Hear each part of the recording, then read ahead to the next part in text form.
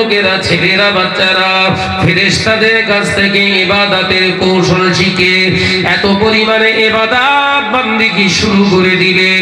প্রিয় জিবরাইল থেকে শুরু করে আজরাইল পর্যন্ত সমস্ত ফেরেশতাদের থেকে বেশি ইবাদতকারী হয়ে গেলেন। শিক্ষকের থেকে বল না রে বাপ, ছাত্র ওস্তাদ হয়ে গেছে। দুনিয়ার জমিন কোন জায়গা খালি না যেখানে ইবলিস সিজদা করে না। পৃথিবীর হেন কোনো জায়গা নেই যেখানে ইবলিস মাথা মারিনি, সব জায়গায় মাথা ঢুকেছে। আল্লাহ খুশি হয়ে গেছে। আল্লাহ পাক খুশি হয়ে বললেন, ও নবী, আমি আল্লাহ পাক খুশি হয়ে গেছি। তোমার ইবাদত, তোমার ভঙ্গিমা, তোমার রুকু, তোমার সিজদা আমি আল্লাহকে জয় করে ফেলেছো। আমি আল্লাহ বলছি, আমার ফেরেশতারা, আমি আল্লাহ বলছি, আজ থেকে আমার আযাজিলকে মুআল্লিমুল মালাইকা বানিয়ে দিলাম। অর্থাৎ ফেরেশতারা, তোমরা একে মানুষ বানিয়েছো, তোমরা একে শিক্ষিত করেছো, কিন্তু আমি আল্লাহর ইবাদতে কর্মে এত খুশি হয়ে গেলাম, আজকের পর থেকে এ হলো তোমাদের মুআল্লিম, সরদার। সম্মান বাড়লো না কমলো? এই কথা বলে না। বাড়া মানে সাংঘাতিক বাড়া। ফেরেশতাদের ওপরে মর্যাদা, ফুলে ফেপে পুরো ঢোল। কথা বল না রে বাবা, হ্যাঁ? ফুলে ফেপে পুরো একদম বেলুন। ফেরেশতারা সবাই চিন্তা করতে লাগলেন, তাই তো, তা আমরা শিক্ষিত করেছি কে? এখন ওকেই আমাদের ওস্তাদ বলে মানতে হবে। ফেরেশতাদের মনে হিংসা নেই। একবার জোরে বলুন না, হিংসা কার ভেতরে? ওই ওস্তাদের ভিতরে বড় হিংসা। আলোচনা বুঝতে পারছেন তো নাকি? হিংসা কার ভিতরে? ও বাজারেরা, নজরেরা, যুবকেরা, ছেলেরা, বাচ্চারা, পর্দানশীলা মা ও বোনেরা, আমার আল্লাহ পাক আল্লাহ তাআলা জানালেন, ওরে জিবরিল আমিন, চিন্তা করো না, আসল ভিতরের রহস্যটাকে আমি আল্লাহ বার করব। অর্থাৎ ওকে সরদার বানিয়ে দিয়েছি। আমার আল্লাহ পাক ইরাদা করলেন, ইচ্ছা প্রকাশ করলেন, ও ফেরেশতারা, আমি আদম বানাতে চাই। জোরে হবে না? একবার জোরে হবে না? ফেরেশতারা বলল, আমরা তো ইবাদতকারী আছি, মুআল্লিম আছে, এরপরেও আপনি করবেন? আল্লাহ বললেন, ইন্নী আ'লামু মা লা তা'লামুন, নিশ্চয় আমি আল্লাহ যেটা জানি তোমরা সেটা জানো না। একবার জোরে বলেন না, এই জোরে বলছেন না? ইন্নী আ'লামু মা লা তা'লামুন, নিশ্চয় আমি আল্লাহ যেটা জানি তোমরা সেটা জানো না। একবার জোরে বলে, আল্লাহ কি জানেন না? কার ভিতরে কি ভণ্ডামি আছে জানেন না? জানেন না? বড় জুব্বা পরে ঘুরছ, গরিবের টাকা মেরে মুচড়ে খাচ্ছ, হাতে তসবিহ নিয়ে ঘুরছ, ভাইয়ের হক মেরে খাচ্ছ, কেউ জানে নে, কেউ জানে নে। সাইজ করবে কবরে ঢোকো, কেউ দেখে নে। স্বামী বাড়ি নেই, রাতের অন্ধকারে পরকীয়ায় লিপ্ত হচ্ছ, কেউ জানে নে। জিনা ব্যভিচার করছো, কেউ জানে না। যে জেনা করেনি তার তকমা লাগাচ্ছ, কেউ জানে না।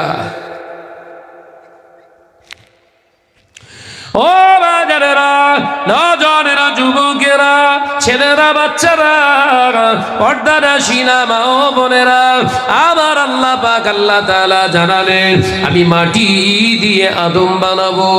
একবার জোরে হবে না? একবার জোরে হবে না? একবার চিল্লে হবে না? আমি আল্লাহ পাক ইরাদা নিয়েছি, ইচ্ছা নিয়েছি, মাটি থেকে আদম বানাবো। আমার ফেরেশতা জিবরিল আমিন যাও, জমিন থেকে এক মুষ্ঠ মাটি আনো। প্রিয় জিবরিল আমিন জমিনের উপরে এলে একবার থাবা মারলে জমিন থেকে মাটি নেবে। এমন সময় জমিনের কান্নার আওয়াজ শুরু হয়ে গেল। আল্লাহ জমিন কাঁদতে শুরু করলে। ও আল্লাহর ফেরেশতা জিবরিল আমিন, আপনি আমার অংশ নিয়ে যাবেন না। আমাকে আল্লাহ জাহান্নামের হয়তো খোরাক বানিয়ে দেবে। আল্লাহর আযাবে জাহান্নাম বড় ভয়ানক, আমাকে নিয়ে যাবেন না, নিয়ে যাবেন না। ফেরেশতা জিবরাইল আলাইহিস সালামের অন্তরে যে বড় মায়া, হুজুর আমার যেখানকার মাটি সেখানে রেখে চলে গেলে। আল্লাহ আমি পারলাম না, আমাকে মাফ করে দিন, ক্ষমা করে দিন। আপনি তো আমাকে রহমতের ফেরেশতা বানিয়েছেন, আমি মাটি থেকে, জমিন থেকে মাটি আনতে পারলাম না। আল্লাহ তার কান্না আমি সইতে পারলাম না। আল্লাহ বললেন যাও, আমার ইসরাফিল ফেরেশতা তুমি যাও। ইসরাফিল ফেরেশতা এসে মাটি নিলেন, কান্না শুরু হয়ে গেল। মাটি ফেলে রেখে বললেন আল্লাহ আমি পারলাম না, আমাকে ক্ষমা করে দিন, মাফ করে দিন। আল্লাহ পাক জানিয়ে দিলেন হে আমার মিকাইল তুমি যাও। মিকাইল ফেরেশতা আসলেন, মাটি নিলে, আমার কান্নার আওয়াজ শুনে মাটি রেখে পালিয়ে গেলেন। আল্লাহ আপনি আমাকে মাফ করে দিন, ক্ষমা করে দিন। আল্লাহ পাক বললেন যাও, আমার আজরাইল, আজরাইল রে যাও, যাও জমিন থেকে মাটি আনো। আমি আদম বানাতে চাই, আমার খলিফা বানাতে চাই। আল্লাহ পাকের ফেরেশতা আজরাইল জমিনে সে থাবা মেরে মাটি নিলেন। জমিনের কান্না শুরু হয়ে গেল। আল্লাহর ফেরেশতা আজরাইল জানালেন ওরে জমিন তুই কাঁদিস না, কারণ তোর কান্না আমার অন্তরে কোনো দাগ কাটতে পারবে না। কারণ আল্লাহর হুকুমের ঊর্ধ্বে আমি আজরাইলের অন্তরে কারোর জায়গা না। একবার জোরে হবে না?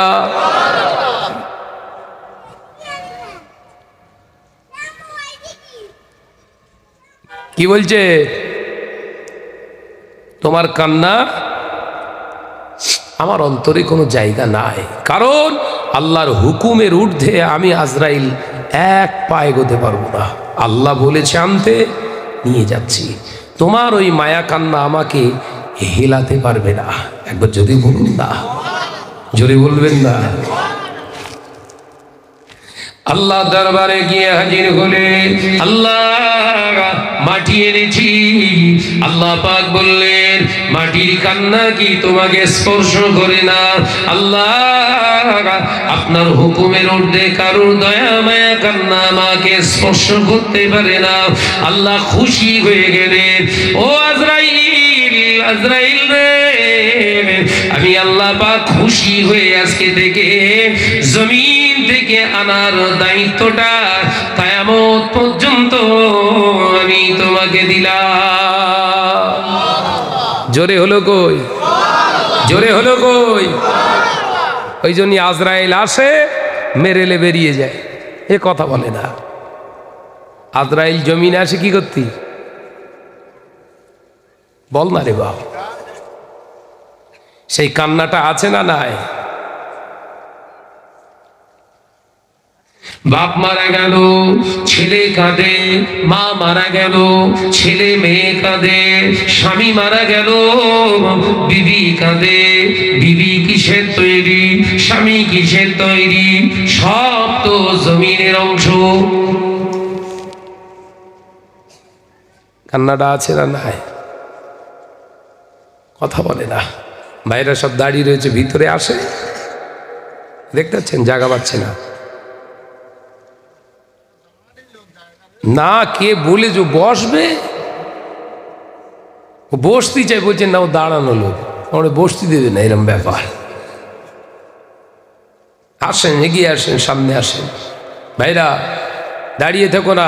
মোস্তান কোম্পানি পকেটে হাতে দাঁড়ালে হবে না, ওয়াজ বলো ঘুরবে এবার।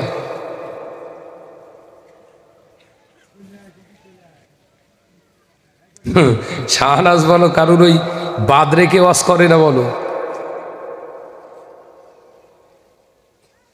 গতবারের থেকে এবছরের আশেপাশের ডিসিপ্লিনটা ঠিক রয়েছে না? আশেপাশের বুঝতে পারেননি, জানে ওয়াজ ঘুরতে পারে।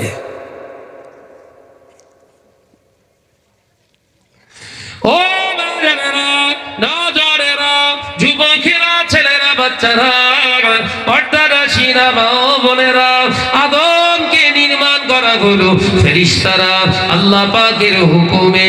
একটা মুখ দিলেন, মুখের ভিতরে আল্লাহ পাক হুকুম দিলেন জবান দাও, আমি আল্লাহ পাক বলছি কান দাও, আমি আল্লাহ পাক বলছি চোখ দাও, ওর নাক দাও, ওর ঘাড় দাও, ওর মাথা দাও, মাথার ভিতরে মগজ দাও, সমস্ত কিছু নির্মাণ করলেন আল্লাহ পাক। আদমকে বসিয়ে দিয়ে বললেন, আমার ফেরেশতারা, আমি আল্লাহ হুকুম করছি উসজুদু লি আদমা, আমার আদমের দিকে তোরা সিজদা কর। জোরে বলবেন না? আল্লাহ আগে কি বলেছিল? ইন্নী আ'লামু মা লা তা'লামুন। মাথায় ঢুকছে তো ওয়াজ নাকি? কোরআনের বাইরে যাচ্ছি না এখনো। আল্লাহ বলেছিলেন আমি যেটা জানি তোমরা তা জানো না। আল্লাহ আদম তৈয়ার করে নিয়ে ফেরেশতাদের এবার বললেন উসজুদু লি আদামা, আদমের দিকে ফিরে সেজদা করো। তার মানে আল্লাহ জানতেন এই 1.5 পিসটা সেজদা করবে না। কথা বোঝে না বোধহয় ওয়াজ।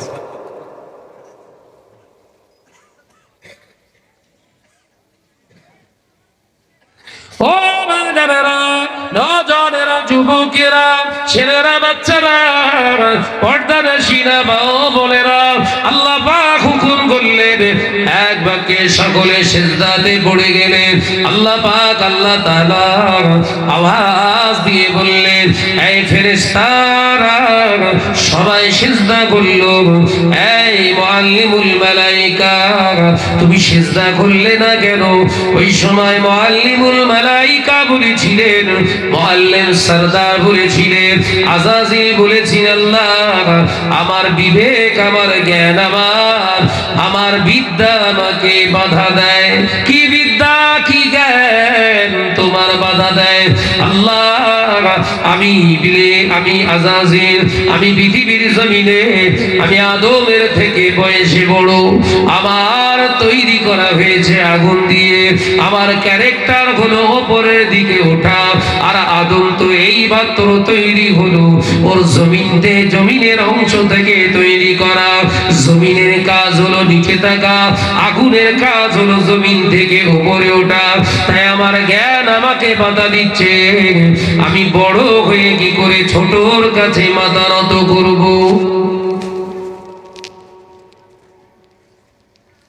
আলোচনা মাথায় ঢোকে না বোধহয়। আল্লাহ বললেন, দেখো বড় ছোটর প্রশ্ন নেই তো, উসজুদু লি আদামা, এটা তো আমার হুকুম। তোমার এই মাপতি বলিস কেডা? কথা বলে না কেন? উসজুদু লি আদামা, এটা তো আমার হুকুম। তুমি কে বড়, কে ছোট, কে কবে হয়েছো তোমার হিসেব করতে বলিস নাকি? না, আল্লাহ আমার যেন বিবেক ঠিক মেনে নিচ্ছে না। দেখেছেন শয়তানের বিবেক নি, কথা বলে না তো। শয়তানের বিবেক আছে না নাই? কথা বলে না। এই ছেলেরা এসে ভিতরে ঢুকতে হবে বলো। যদি না বসিস আল্লাহর কিরে জানবো তোরা মুতে পানিলিস নি। এবার ওয়াজ ঘোরাবো। যদি মজলিসে না ঢুকিস, আরো এর পরেও আরো ওয়াজ আছে, বলার আগে ঢোক।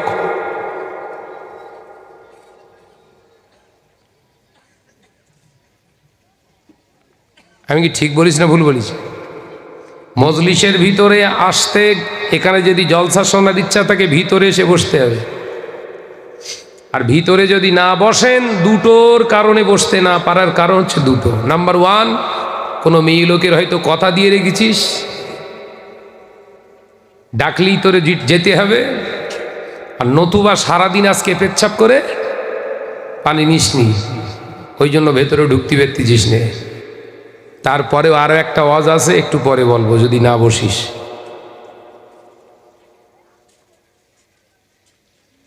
হ্যাঁ, এই না হলি কি সুন্দর এসে বসতে যায়।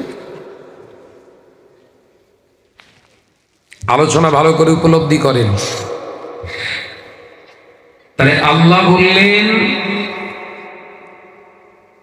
তোমার বিবেক বুদ্ধি বিদ্যা এখানে কিচ্ছুর প্রয়োজন নেই। উসজুদুলি আদামা, আমার হুকুম সেজদা করা, তুমি সেজদা করলেই তো মিটে যায়। বলে না আল্লাহ ঠিক, আমার ঠিক বিবেক ঠিক সাথ দিচ্ছে না। তাহলে শয়তানও বিবেকবান আছে, কথা বলে না কেন? শয়তানও বিবেকবান আছে, তবে ওই বিবেকে ওকে নাজাত দিতে পারবে না। দেখেন কোরআন থেকেই বলছি, ওই বিবেক, ওই বুদ্ধি, ওই এলেম ওকে নাজাত দিতে পারবে না। ও নওজোয়ানেরা, যুবকেরা, ছেলেরা, বাচ্চারা, পর্দানশীলা মা ও বোনেরা, হাসিয়ার মুসলমানেরা, আল্লাহ পাক আল্লাহ তাআলা সুযোগ দিলেন। আল্লাহ বললেন যা আযাজিল, ও মুআল্লিমুল মালাইকা, আমি আল্লাহ তোমাকে ছাড় দিলাম, তবে মনে রেখো আমি আল্লাহ কিন্তু ছেড়ে দিই নাই। ছাড় দিলাম ঠিক আছে, করুনি করুন ঠিক আছে, কিন্তু মনে রেখো আমি আল্লাহ কিন্তু ছাড়িনি, ছাড় দিয়েছি, ছেড়ে দেয়নি। তার মানে একবার তুমি করতে চাইলে না, ঠিক আছে বাদ দাও। আল্লাহ পাক হুকুম করলেন, ও আমার ফেরেশতারা, আমি আল্লাহ ইরাদা করছি জান্নাতের ভিতরে একটা ঘর নির্মাণ করো, ঘরটা সুন্দর করো, আর দরওয়াজাটা বানিয়ে রাখো ছোট। আল্লাহ প্রথম কি বলেছেন? ইন্নী আলামু মা লা তা'লামুন, নিশ্চয় আমি আল্লাহ যেটা জানি তোমরা সেটা জানো না। দ্বিতীয়বার আল্লাহ বললেন একটা সুন্দর ঘর বানাও, কিন্তু ঘরের দরজা হবে, জোরে বল না রে বাপ, ছোট। আল্লাহ পাক আল্লাহ তাআলা হুকুমের ফেরেশতারা সুন্দর করে বেহেশতের ভিতরে ঘর নির্মাণ করলেন। আবার আল্লাহ পাক আল্লাহ তাআলা জানিয়ে দিলেন, ও সার্ভারম্যান, ও সার্ভারার, ও যাও মুআল্লিমুল মালাইকা, তুমি যেহেতু লিডার, ঘরটা কেমন হয়েছে একবার সার্ভার করে দেখে এসো। তোমার চেলারা সবাই ঘর বেঁধেছে, এবার তুমি গিয়ে একটুখানি মাতব্বারি করে এসো, ঘর কেরাম হয়েছে একবার দেখে এসো, যাও। এই ওখানে ওয়াজ করতেস কারা, দেখ দিন, দেখ দেখ কারা চেল্লাচিল্লি করছে, দেখ মাথায় বোধহয় আগুন লেগেছে বোধহয়।